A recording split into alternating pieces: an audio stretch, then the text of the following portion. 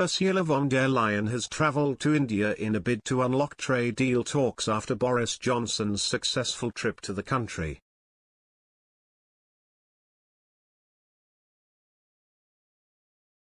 The Prime Minister travelled to India last week, making huge progress on a post-Brexit trade deal.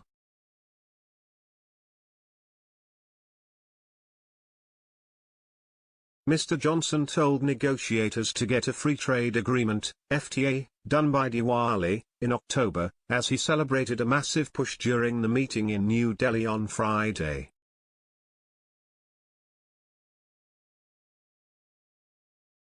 Now the EU Commission President will also seek to increase sales of European military equipment to India and relaunch talks on a free trade deal when she meets India's Prime Minister in New Delhi today.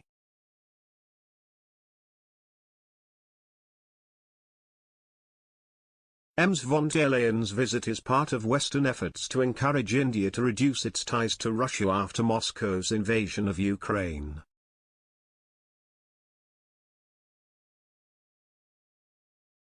The EU chief aims to agree with India's Premier, Narendra Modi, to set up a new trade and technology council similar to an EU-US model, which could discuss digital privacy, regulation of technology companies and social media platform supervision, a senior EU official said.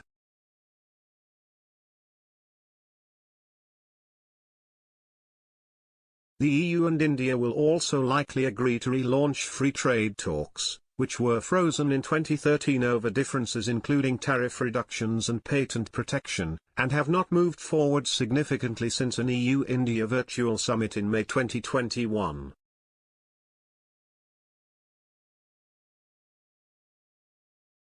India, the world's second most populous country with nearly 1.4 billion people, is seen by the EU as a crucial ally to help manage China's rise from a benign trading partner to a rival power with a growing military presence.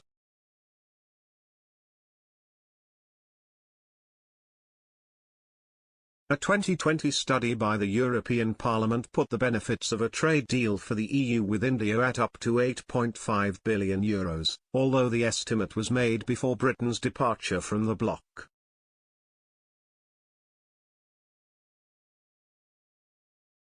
Boris Johnson said a free trade agreement would help India sell more ice and textiles to Britain.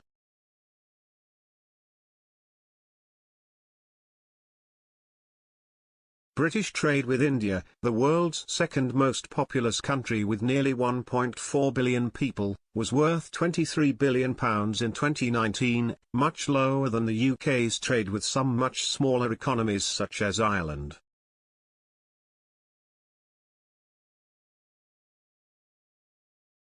Johnson said that during his trip he had felt like Indian cricket star Sachin Tendulkar, as hundreds of people lined the streets and dozens of billboards depicted his image.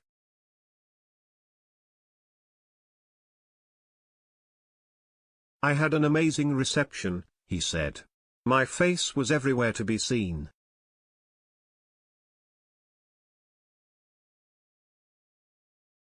On his first visit to the Indian capital as UK Prime Minister, Mr. Johnson also discussed with Mr. Modi ways to boost security ties with India, which buys more than half of its military hardware from Russia.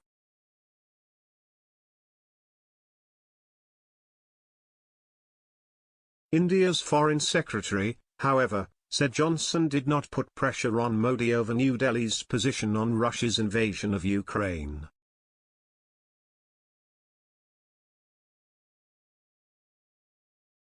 Prime Minister Johnson shared his perspective on it. Prime Minister Modi shared ours, which is that the Russia-Ukraine war should end immediately, Harshvardhan Shringla told reporters.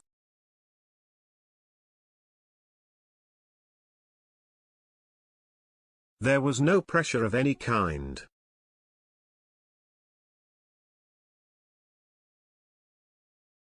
India abstained from a United Nations vote condemning the invasion of Ukraine and, unlike Britain and other Western nations, has not imposed sanctions on Moscow, which calls Russia's actions in Ukraine a special military operation.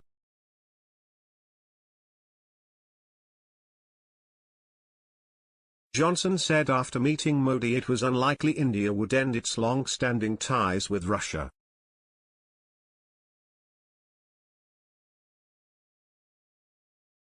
The position on Russia that the Indians have historically is well known. They are not going to change that, of course, that's true, he told a press conference on the final day of his two-day trip.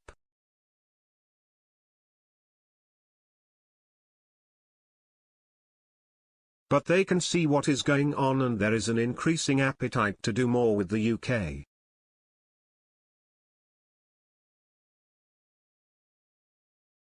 Johnson, who is under political pressure at home for breaking his own lockdown rules during the pandemic, said negotiators from the two countries were expected to complete a free trade deal by the end of this year.